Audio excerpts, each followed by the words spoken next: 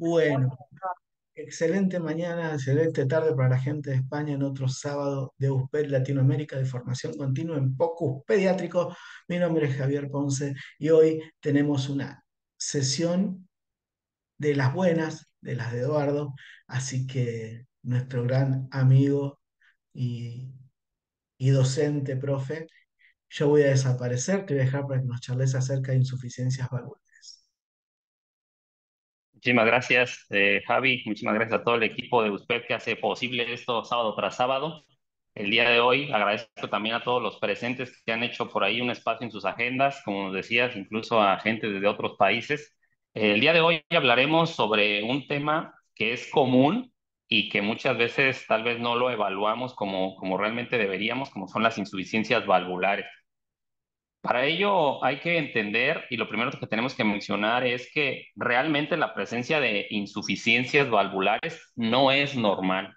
Fuera de la insuficiencia tricuspidia o la insuficiencia pulmonar, que pueden ser valoradas incluso en pacientes normales o sin patología y que nos llevan a valorar o a estimar una presión pulmonar estimada, el lado izquierdo se caracteriza porque la presencia tanto de insuficiencia aórtica como de insuficiencia mitral, pues no debería de estar presente.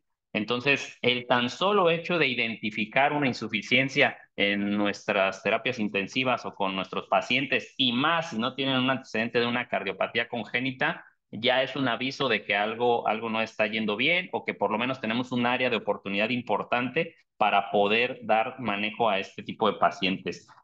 Vamos a hacer un pequeño repaso solamente. Todas las vistas y todas las ventanas nos van a servir para evaluar alguna válvula, en específico desde algunas ventanas serán evaluadas algunas válvulas mejor que otras, pero realmente desde subcostal, para externar largo, para externar corto, podemos hacer la evaluación. Y bueno, el recuento anatómico pues está yo creo que de más, pero es importantísimo que sepamos que en la gran mayoría de nuestros pacientes vamos a tener cuatro válvulas y estaremos obligados a evaluar las cuatro. No me voy a meter el día de hoy con alteraciones anatómicas o estructurales que están presentes en las cardiopatías congénitas, en las cuales podemos tener, por ejemplo, una válvula AV única, que se caracteriza también muchas veces por tener una insuficiencia de esa válvula AV única, o también cuando tenemos otras alteraciones como un tronco arterioso o una atresia pulmonar o etcétera, ¿no? Que son patologías estrictamente de las válvulas. Hoy vamos a evaluar las cuatro válvulas, digamos, en su funcionamiento normal o en las características que estas deberían de presentar. Esta imagen que les pongo aquí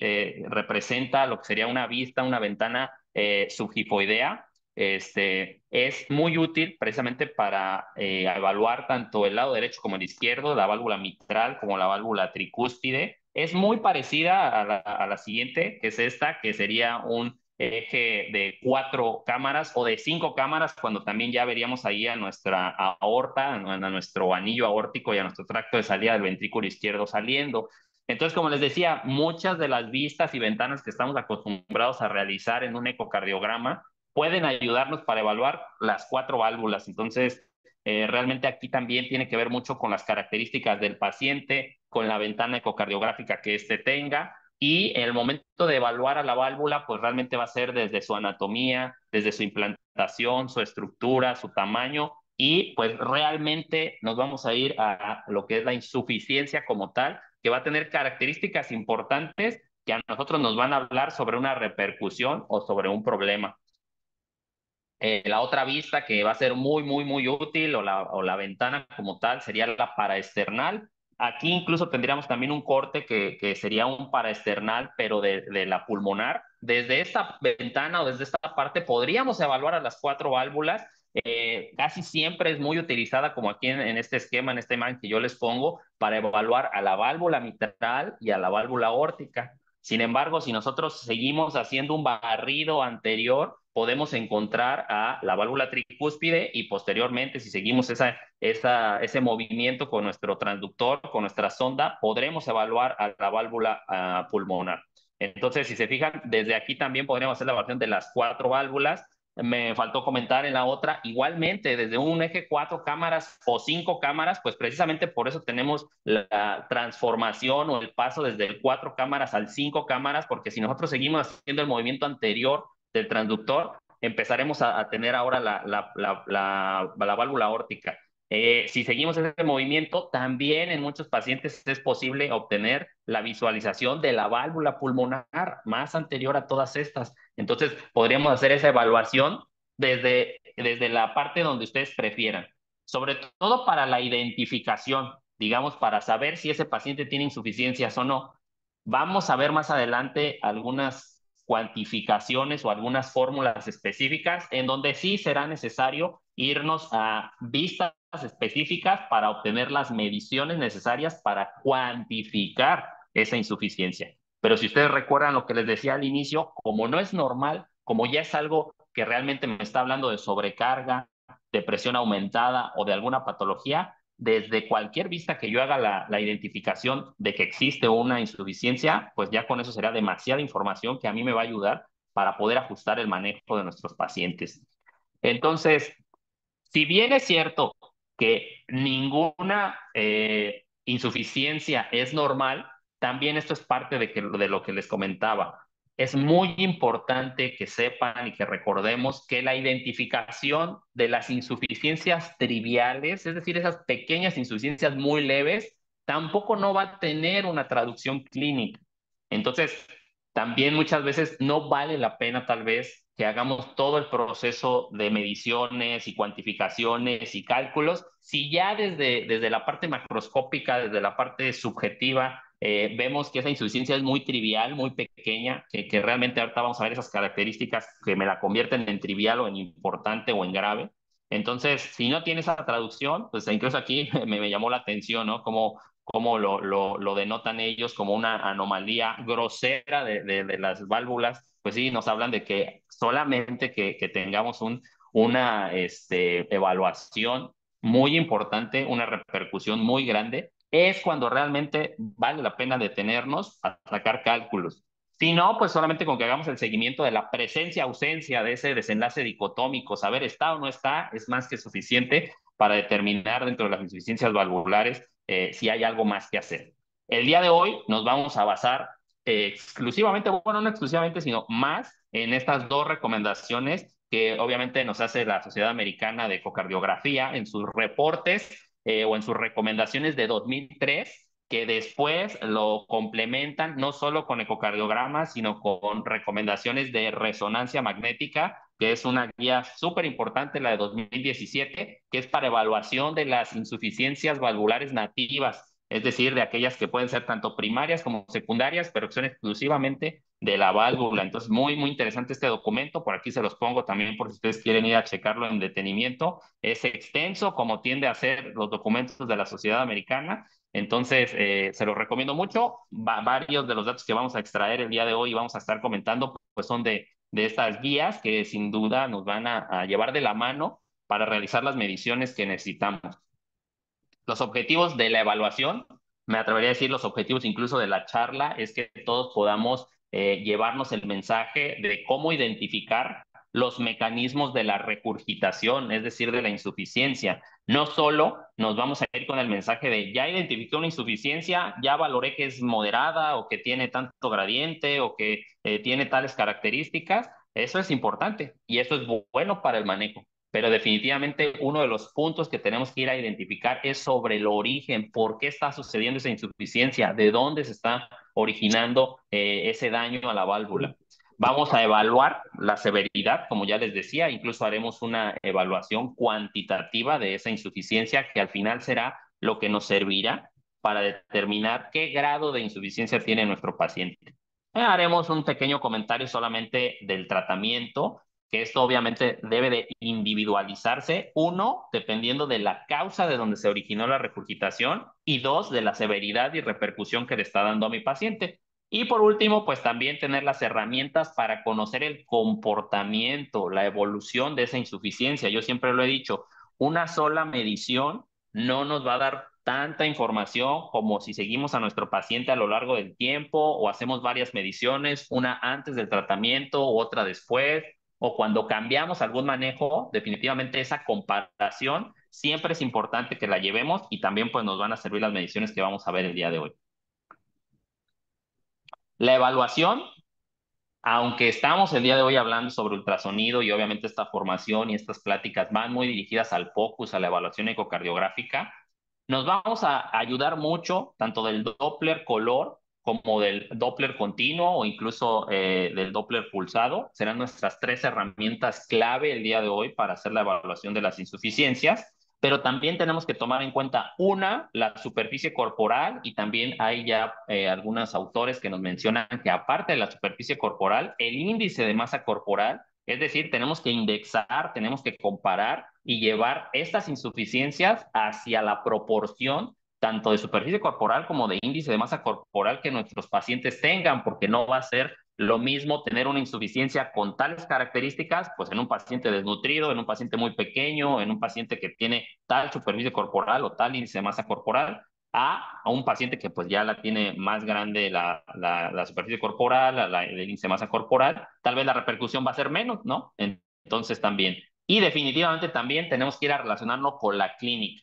Es muy importante esa repercusión, ese problema que le va a estar trayendo a mi paciente, relacionarlo principalmente pues con la frecuencia cardíaca y con la presión arterial, con la TA, para hacer esa relación y en conjunto determinar entonces qué tanto problema es esta insuficiencia o si solamente debo de vigilarla y tenerla en cuenta para el seguimiento del paciente. Ah, perdón.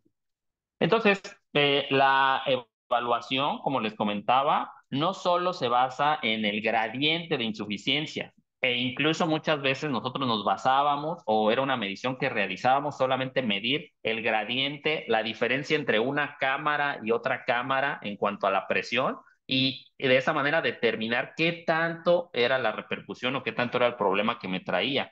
Entonces, debemos de evaluar también la morfología del anillo, de las valvas, su coaptación, es decir, como lo mencionaba hace ratito, ¿qué es lo que me originó esta insuficiencia?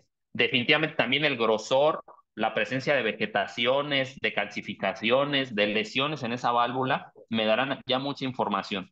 Tenemos que ver también el diámetro del anillo para determinar qué tan dilatado se encuentra. Esa es una de las mediciones que muchas veces no tomamos en cuenta. Tal vez sí la realizamos, tal vez sí medimos el diámetro del anillo, pero definitivamente no sabemos la evolución con el tiempo o no la tomamos en cuenta para determinar si es leve o si es grave esa insuficiencia. Entonces tenemos que determinar el diámetro, la medición. Y otro término también que es utilizado y que muchas veces queda por ahí la duda de cómo se realiza o realmente cuál es la finalidad es la vena contracta, que se define como esa parte más estrecha del flujo, del gradiente de la insuficiencia. Es esa parte que mediremos en milímetros y esa medición nos dará mucha información. Y también, sin lugar a dudas, la dirección. Recordemos que, por ejemplo, en insuficiencias aórticas o demás, la misma dirección del flujo puede ser importante para la remodelación cardíaca, para la remodelación del tabique, de la pared ventricular. Si tenemos redirección del flujo hacia esos lugares, podemos tener daño en los músculos papilares, en las cuerdas tendinosas. Entonces también no solo se trata de qué tan grande es la insuficiencia, sino hacia dónde se está dirigiendo y de esa manera también entender si después yo tengo una lesión en el electrocardiograma o en el eco en cuanto a motilidad, pudiera estarse relacionando con la insuficiencia. Si bien es cierto que el daño por dirección o por digamos, por flujo, no es tan importante como en las estenosis, ¿no? Obviamente la estenosis hace un gradiente muchas veces más alto y puede dañar las paredes de los vasos, pero bueno, también será importante que hagamos esa evaluación. La repercusión, ¿cómo vamos a evaluar o cómo podemos darnos cuenta así de manera muy general, de manera muy inicial? Ok, el tamaño de las cavidades es bien importante. Se dice que el grado de dilatación es proporcional a la severidad y a la cronicidad de la regurgitación. Tenemos una característica que hasta cierto punto es el primer mecanismo compensatorio del corazón, que es la dilatación. Entonces, tendremos dos características, que es cuando también evaluemos a nuestro paciente y tengamos un jet, una regurgitación moderada con mínima dilatación o incluso severa esa regurgitación, pero que no tenemos una dilatación, cambios en los diámetros diastólicos, cambios en los zetas de nuestro corazón, entonces podremos tal vez comenzar a decir que se trata de una insuficiencia aguda que ha sucedido por lo menos en esta semana, en estos días. En cambio, cuando ya tenemos una insuficiencia crónica, la dilatación de las cavidades puede reflejar esa severidad, esa cronicidad. ¿Cuánto tiempo tengo yo con esa insuficiencia? Entre más dilatado esté el corazón, muy probablemente tengo más tiempo con la insuficiencia, sobre todo si se trata de las válvulas AB, porque entonces se dilatarían los ventrículos. Y también otra cosa importante es, como ya estoy haciendo una dilatación, los volúmenes regurgitantes van a ser menores, es decir, el gradiente, el flujo, el jet que yo veo va a ser menor. Entonces, esa combinación entre dilatación de cavidades con flujo pequeño, con jet pequeño, con volúmenes pequeños, me puede decir, ¿sabes qué? Esta insuficiencia es crónica, tal vez ni siquiera es de este internamiento, tal vez no se relaciona con la patología actual, tal vez es algo que el paciente ya tenía de hace meses y que apenas lo estamos viendo el día de hoy por allá. En cuanto al jet, la dirección, también tiene características. De hecho, vamos a tener algunas válvulas que van a tener dobles jets o diferentes insuficiencias. Entonces, eso es bien importante. Aquí, por ejemplo, como pueden ver la primera imagen con ese jet central en azul que llega a los 2/3 de la aurícula, eso es bien importante, que hagamos una medición, una correlación, si dividiéramos a nuestra aurícula en tercios, que de esos tercios, el primer tercio, el segundo tercio o la totalidad de la aurícula me abarca, como podemos ver las dos siguientes, ¿no? La del medio y la del lado derecho, en donde observamos que el jet de regurgitación es toda la aurícula. O sea, realmente esto ya me habla de severidad y no hemos realizado ni una sola medición. Era lo que les decía al inicio. Si podemos hacer esta evaluación tan solo con un rastreo rápido, tan solo con el ecocardiograma dirigido, como es lo que nosotros intentamos llevar aquí el mensaje, es esta evaluación. Ya me está dando mucha repercusión, me llena totalmente toda la aurícula y aparte ya me la está dilatando, entonces esto definitivamente ya es algo severo, algo grave.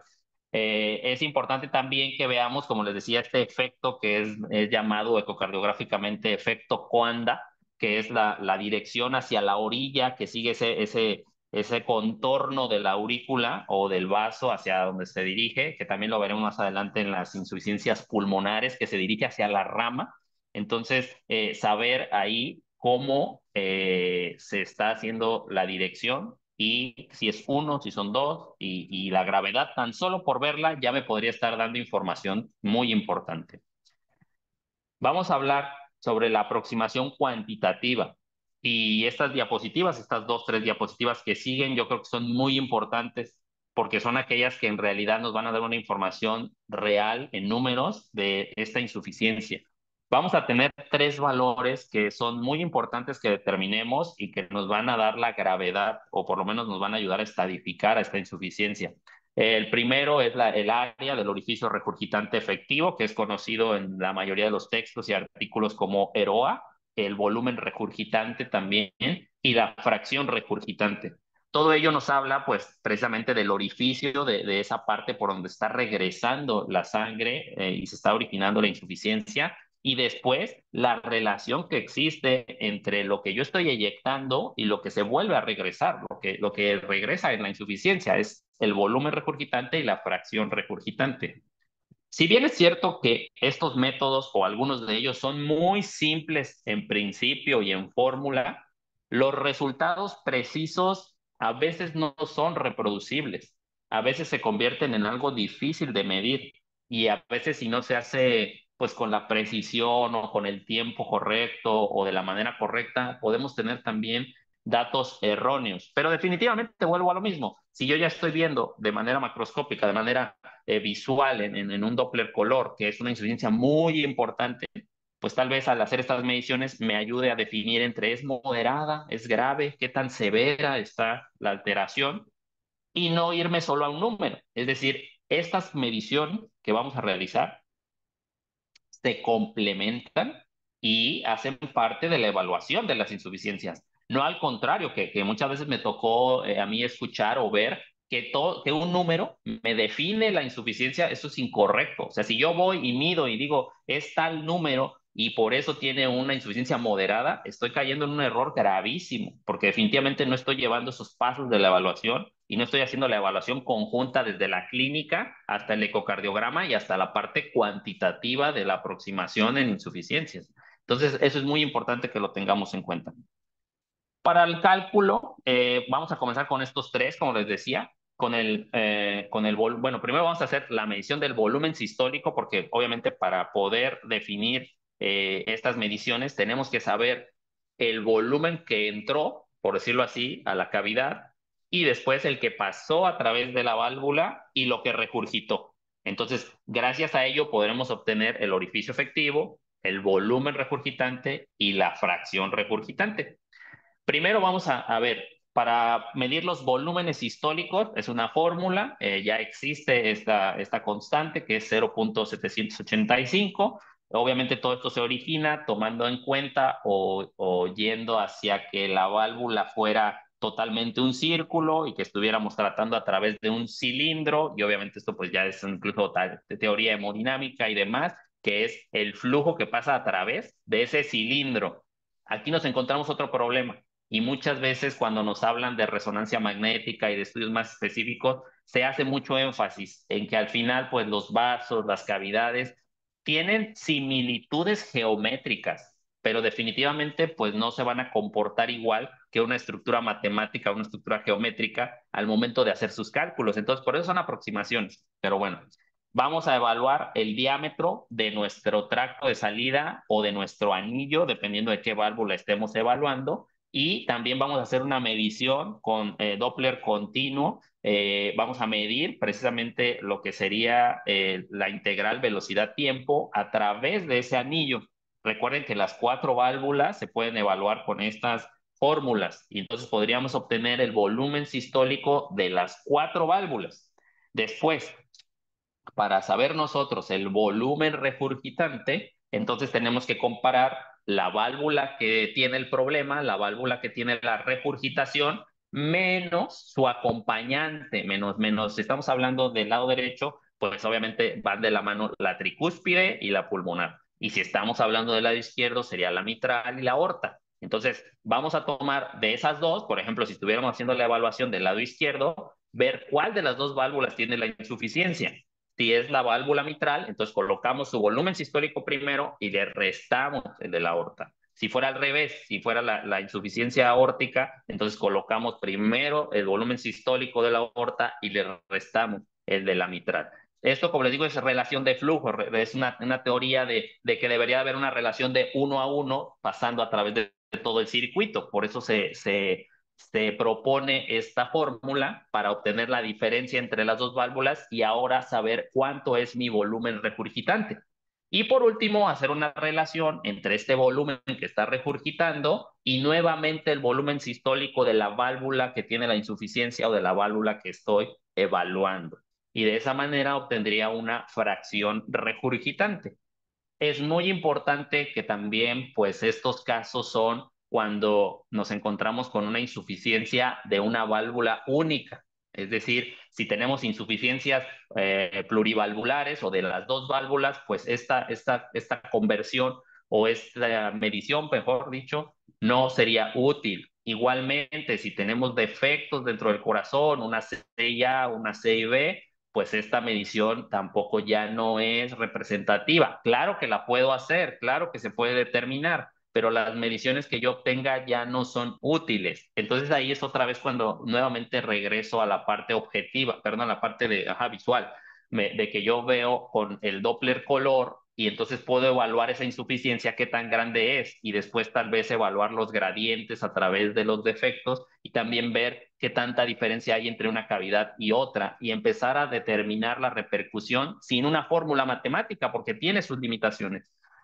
Aquí el ejemplo que les pongo del lado derecho era como les comentaba, por ejemplo, si estamos evaluando una insuficiencia mitral, aquí pusimos el diámetro del ejemplo en donde el anillo mitral nos midió 3,5 centímetros y después al hacer el Doppler a través de la válvula mitral tuvimos una integral velocidad-tiempo de 19.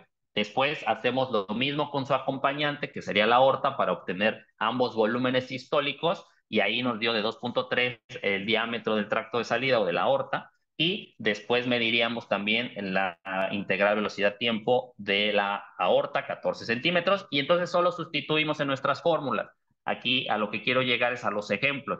Después de obtener los volúmenes sistólicos, entonces podemos obtener que el volumen regurgitante de esta insuficiencia mitral es de 124.5 mililitros y la fracción regurgitante sería del 68%. Esta información, casi esta diapositiva, yo creo que es muy importante porque más adelante van a ver que estas determinaciones y estas mediciones nos van a ayudar para determinar la gravedad o severidad de cada una de las insuficiencias en nuestras válvulas. El siguiente que tendríamos sería el orificio efectivo y aquí pues nuevamente tendríamos el volumen regurgitante que ya habíamos obtenido en la diapositiva previa y ahora al que le tenemos que medir su integral velocidad-tiempo es al jet regurgitante, ¿ok? Entonces aquí nuevamente les pongo el ejemplo, si tuviéramos un volumen regurgitante de 42 mililitros y después al hacer la medición con el ecocardiograma vemos que el jet, no la válvula como tal, que bueno, van de la mano porque pues la insuficiencia es de esa válvula, ¿no? Pero bueno, haríamos la medición del jet de regurgitación y entonces ahí la integral velocidad-tiempo es de 138. Por lo tanto, al hacer la división, nos quedaría un orificio efectivo, un área del orificio efectivo de 0.30 centímetros cuadrados. Otro valor que también nos ayudará a determinar qué tan grande, obviamente, y por lo tanto qué tanta repercusión me puede estar trayendo y que lo vamos a utilizar más adelante al momento de ver unos algoritmos que les traigo por ahí que también me gustaron, que son muy útiles. Y después, tal vez algo, esto lo coloco más porque es una realidad de que mm, cuando he tenido la oportunidad de hablar de este tema con colegas o en algunas partes, mucha gente se dirige a, ok, ¿y qué hay acerca del método de PISA? Ok, lo vamos a mencionar, ¿no? El llamado método por convergencia de flujo, que obviamente utiliza las siglas de PISA por la superficie que se utiliza para calcular. Es un método, pues, tedioso, es un método difícil y que muchas veces realmente en la práctica no se realiza tanto, por lo menos en pediatría. Digo, yo sé que tal vez, por ejemplo, en pacientes adultos que muchas veces ven muchas valvulopatías, y que tienen que hacer una evaluación mucho más específica de las válvulas, pues es muy útil. En la experiencia clínica que yo tengo y en el día a día, realmente determinación por PISA no es tan útil como quisiéramos. ¿Y por qué? Bueno, es importante primero saber que en una insuficiencia el flujo de sangre va a converger hacia el orificio regurgitante y esto se va a hacer en una especie de diana, en donde, digamos, va a haber radios cada vez más pequeños con velocidades más altas. Es decir, es ese contraste, esa característica, que entre menos orificios tenga, mayor va a ser la velocidad del flujo, del flujo de sangre. Entonces, si nosotros hiciéramos esto, se identificó que con el ecocardiograma era posible ver uno de esos dos hemisferios de esa diana o de esa formación circular y determinarla a través también nosotros del ecocardiograma. Entonces, aquí hay otro punto por el cual no es tan utilizada en la clínica, porque aquí viene un factor técnico que es modificar, se tiene que modificar cada quien, cada operador debe de ir desplazando la línea de base de la escala de color, que es la de colorcitos que vemos con amarillo, rojo, azul más blanquito, tenemos que irla bajando en dirección del jet regurgitante hasta que observemos la formación circular, ¿sí?, de nuestra regurgitación, como pueden ver en la parte superior, perdón, en la parte superior derecha, cómo se forma una pequeña esferita. Y después de eso tenemos que ver el momento exacto en que al estar moviendo la línea base del color, se forme esa esfera azul y haya un cambio brusco entre azul y amarillo. Ese es el momento perfecto, ese es el momento correcto y ese es el momento en el que por eso también hay tanta variabilidad y por eso a veces se dificulta y por eso a veces no hay tanto consenso, porque si tú me preguntas, tal vez yo todavía no la veo circular, tal vez todavía bájale un poquito más. A veces vamos a tener lo que les comentaba hace ratito de tener dos orificios. Bueno, no, bueno, sí puede haber dos orificios en la válvula, más que dos orificios, dos jets, que no sean centrales, que uno vaya para un lado y otro, y entonces se hace una especie así como de orejitas, en la cual son dos círculos, entonces ahí también hasta que logras que uno se defina totalmente, y entonces ahí nuevamente medir lo que estábamos midiendo y aquí tenemos la fórmula, se las dejo, como les digo, si es de su utilidad, si tienen el tiempo de hacerlo, si tienen el aparato para hacerlo, la definición, los transductores, todo. Es muy importante que lo realicen y bueno, si logran tomar el radio, que sería desde la línea azul hasta la vena contracta, ese es el sitio donde se debe medir, ese radio pues lo utilizarían y lo despejaríamos nuevamente para sacar el orificio efectivo. Eh, en la correlación y en las pruebas de las fórmulas que les pasé hace ratito y el PISA, hay correlación. Es decir, se puede sacar de ambas maneras y hay números parecidos. Obviamente hay quien puede decir, ¿sabes qué? Por PISA es más exacto. Bueno, eso dejemos a criterio de cada quien. En lo personal, como les decía, no lo utilizo. Vamos a hablar de manera muy rápida, de manera muy general, sobre las cuatro insuficiencias. Vamos a dejar sobre todo claro qué es lo que yo debo de saber de cada insuficiencia y hasta ahí, ¿vale? Vamos a comenzar con la regurgitación o con la insuficiencia mitral, en donde es importante en un inicio saber el origen, el saber por qué está teniendo, porque creo que también es una de las insuficiencias más importantes.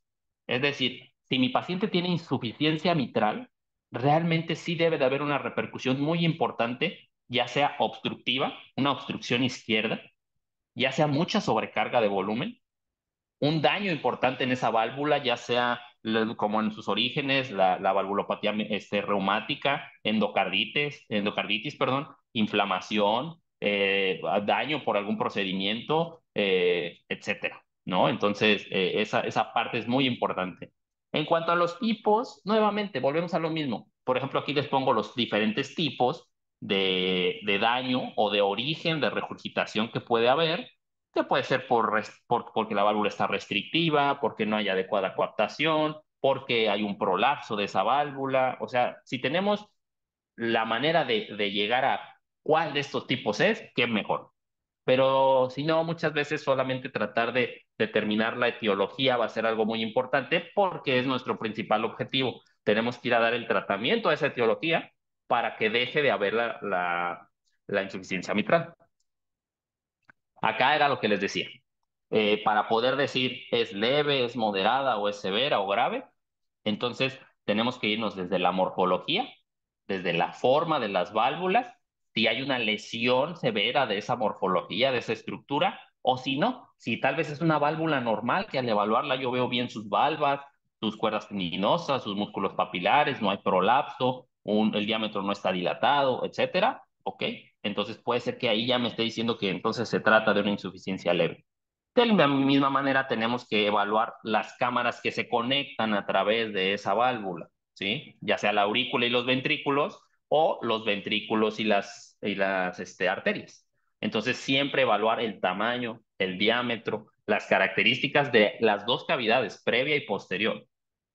Cuando hacemos ya la evaluación cuantitativa, como lo veíamos hace ratito, entonces ver desde la vena cava, en este caso, desde las venas pulmonares, desde el anillo, la medición, y después determinar entonces también lo que sería lo que ya habíamos visto, el orificio efectivo, el volumen regurgitante y la fracción regurgitante, que si se fijan son las tres últimas filas en donde de acuerdo a los números que obtenemos con las mediciones y con las fórmulas primeras, entonces podemos determinar. Y si se fijan en esta primera fila donde nos habla sobre los términos cuantitativos, pone en la misma línea, digamos, que tú lo puedes determinar por PISA o que, bueno, tú con que tú determines el orificio efectivo por alguna fórmula, será más que suficiente. Y obviamente, pues acá también ya nos hace la recomendación y también son recomendaciones, digamos, ya más avanzadas, en las cuales tenemos que hacer uso también de la resonancia magnética y de otros estudios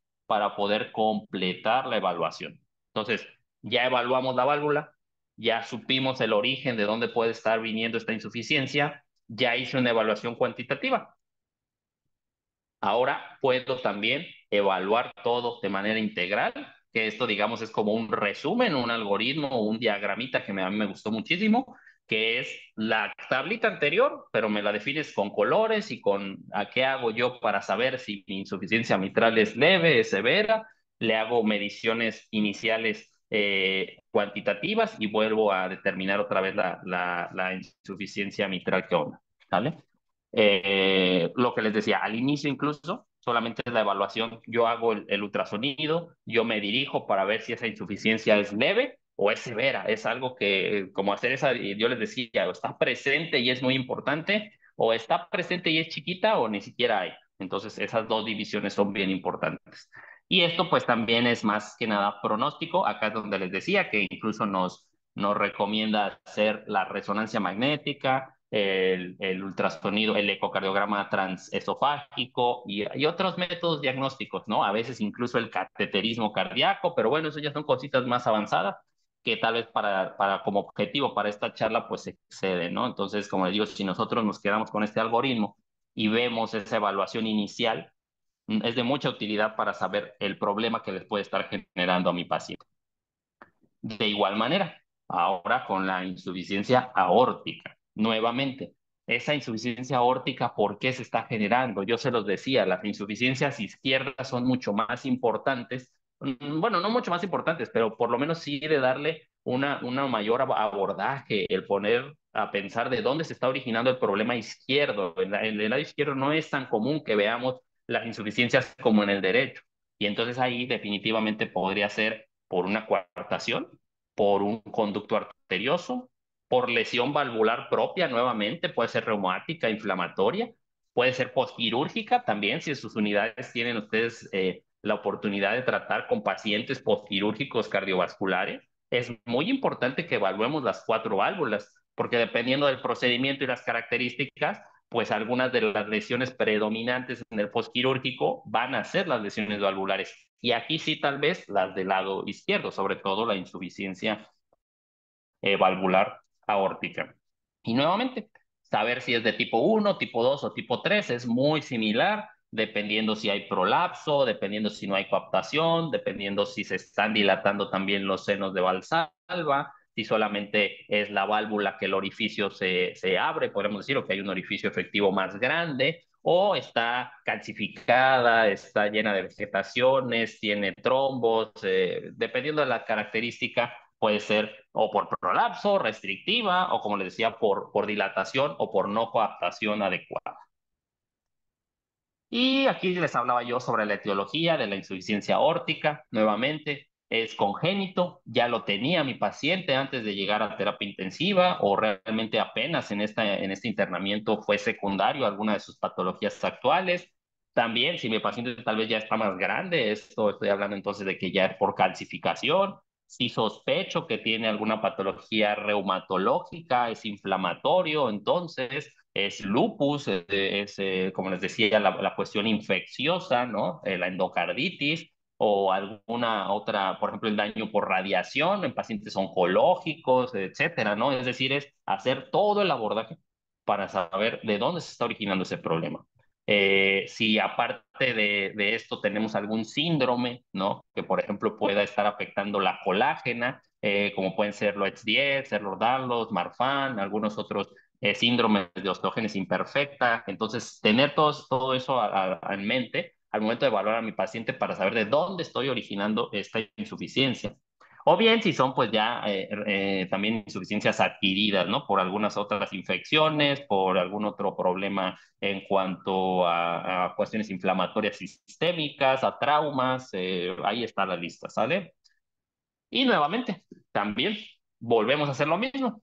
Ya hice la evaluación. Hay presencia de insuficiencia aórtica, entonces ahora voy a evaluar el tamaño del ventrículo, de la aorta, sus características, de la válvula, cómo se mueve, coadapta, hay prolapso, hay apertura en paracaídas, o sea, ¿qué me está llevando a esa insuficiencia? Y después de eso, entonces ahora sí, nuevamente me voy yo a lo cualitativo, a la parte de decir, el jet es central, son dos jets, hay un orificio que está hacia la izquierda, hacia la derecha, se origina desde un seno de Valsalva, se dilataron los senos, características cualitativas, lo que estoy observando. Y por último, otra vez, nuevamente. tengo que hacer la medición de lo que sería el volumen regurgitante, la fracción regurgitante y el orificio efectivo de mi insuficiencia. Y también aquí, en este exactamente no se los puse, pero también podemos evaluar en todas lo que habíamos hablado de el tamaño de la vena contracta. Aunque esas, como van a ver, son en la literatura y en los ejemplos y en los algoritmos mucho más utilizadas del lado derecho, pero definitivamente se puede utilizar en ambas.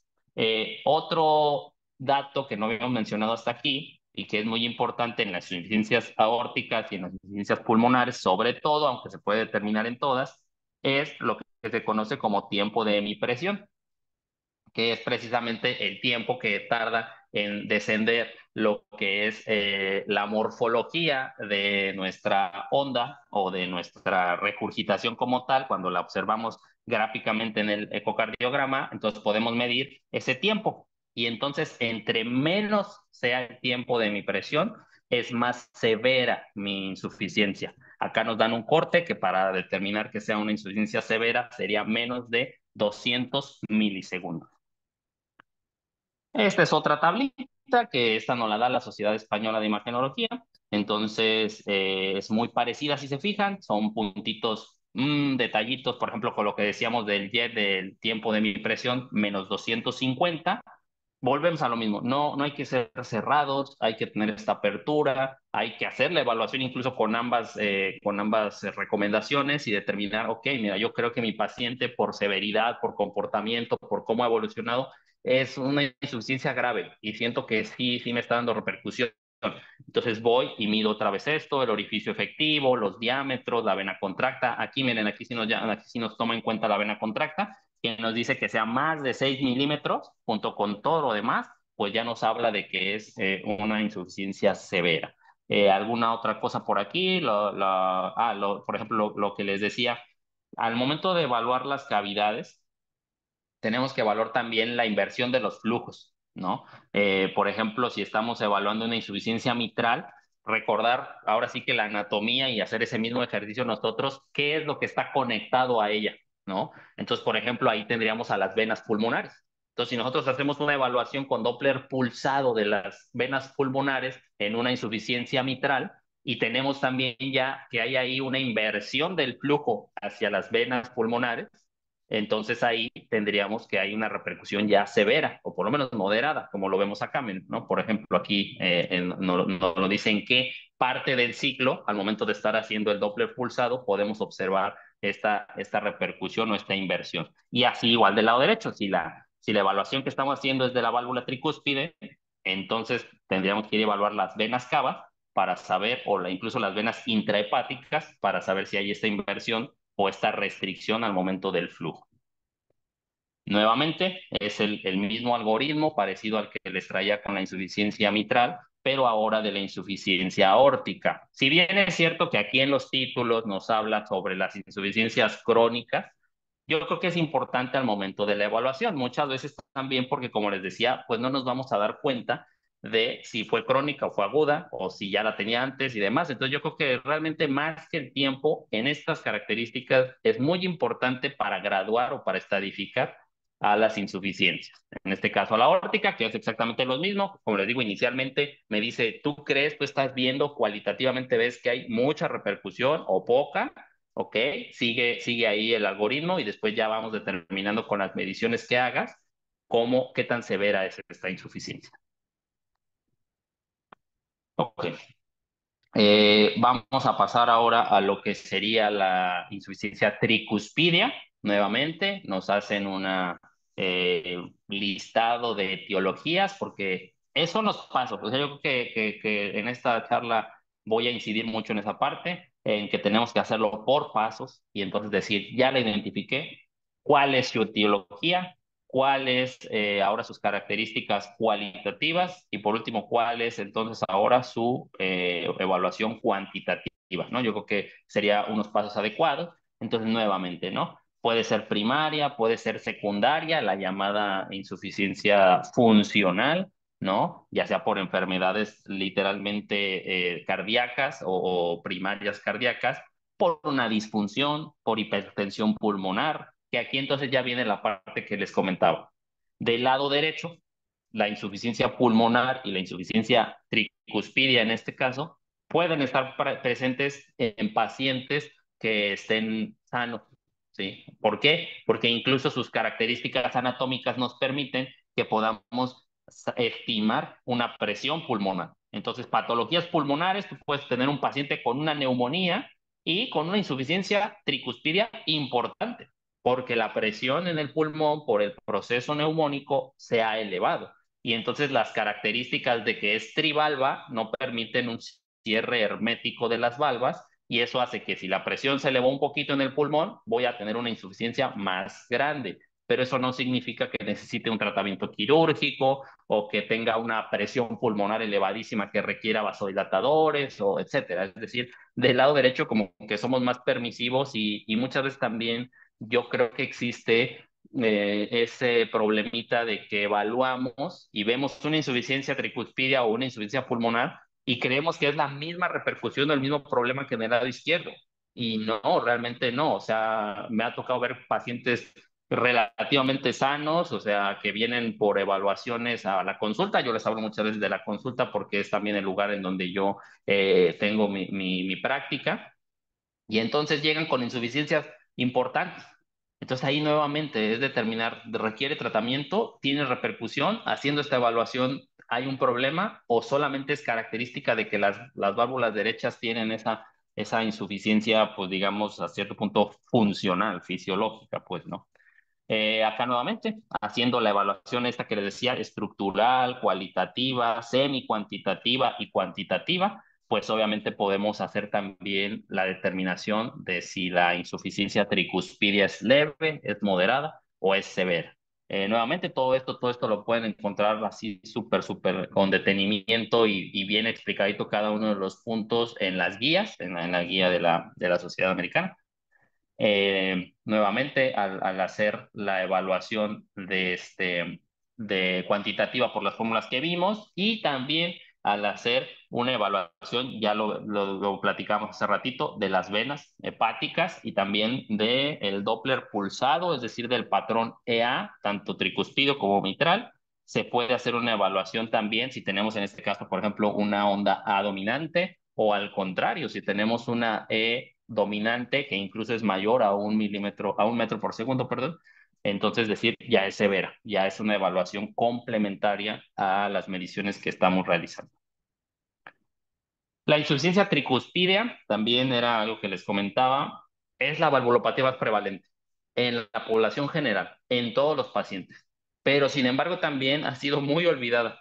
Incluso en los años anteriores hemos tenido propuestas sobre nuevas nomenclaturas, ¿no? O sobre nuevos criterios, o sobre tomar en cuenta algunas otras puntos para evaluar a la insuficiencia tricuspidia. Aquí alguna de las parámetros que nos daban una división incluso en cuatro, ¿no? Porque decían, ok, si esa insuficiencia ya es moderada, ya es importante, tenemos que definir si es moderada, si es grave, si es masiva o si incluso se llegó a dar el término de torrencial a lo que fuera de la insuficiencia tricuspidia, dependiendo del ancho de la vena contracta, del orificio efectivo, del volumen regurgitante e incluso aquí también, si tienen la posibilidad, y esto ya tal vez sí es un poquito más de cardio por el equipo, porque se requiere el software y todo esto, la sonda, etcétera, pues la determinación 3D de la vena contracta, perdón. Y nuevamente acá también es una clasificación más simple, ligera, moderada o severa, nuevamente viendo los puntos que ya hemos estado platicando y las determinaciones que también ya se han estado diciendo cómo se cuantifican. Nuevamente, ¿no? Lo que les comentaba del PISA, acá es un ejemplo mucho más claro, incluso como ya en la práctica o en ejemplos un poco más reales, seamos sinceros, pues el problemita de que me dé mi círculo totalmente o en semiluna y defina yo el paso exacto de azul a amarillo y luego haga la medición de mi radio, se puede realizar, es exacto. Aquí nuevamente les dejo la fórmula, tanto para determinar el orificio efectivo de PISA, por PISA, perdón, como el volumen regurgitante una vez que ya tengo el orificio efectivo. nuevamente. Traigo los algoritmos, estos fueron como que los que más me gustaron, ¿no? Muy visuales, muy resumen a la perfección lo que hemos estado platicando. Otra vez, es severa, es leve, después vamos hacia los criterios ya cuantitativos, vena contracta, orificio efectivo, volumen regurgitante, y entonces yo puedo determinar es leve, es moderado o es severo. Y un punto bien importante que nos dicen, como ahorita yo les comentaba, es que la experiencia clínica en la cuantificación o en el estudio de la insuficiencia tricuspidia, pues es obviamente menor que lo que le ha dado a la mitral y a la aórtica. Sobre todo, como les decía, porque en población adulta también son aquellas que nos traen mucho más problema, la mitral y la aórtica, que la pulmonar y la tricuspidia.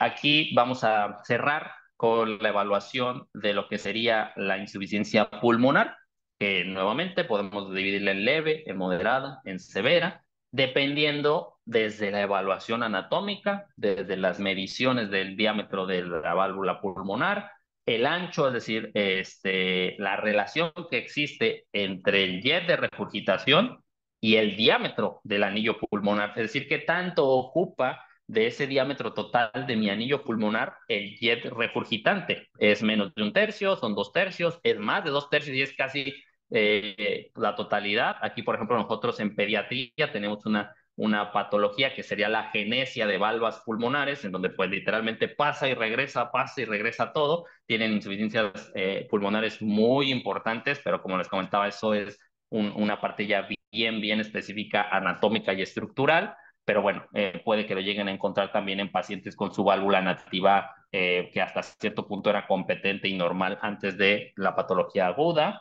Y lo que les decía, el mismo retroceso de flujo hacia las arterias pulmonares, ¿no? Se llega a observar ese flujo que es importante que sepamos que aunque no es, o sea, el flujo de insuficiencia va hacia el ventrículo, pero ese mismo movimiento tiene la característica que en las arterias pulmonares, en las ramas principales de las arterias pulmonares, genera también una especie de remolino, vaya, de ese retroceso del flujo en las arterias, que se puede llegar a observar como si fuera también una insuficiencia de la rama que va hacia el anillo y pasa hacia el ventrículo, ¿no?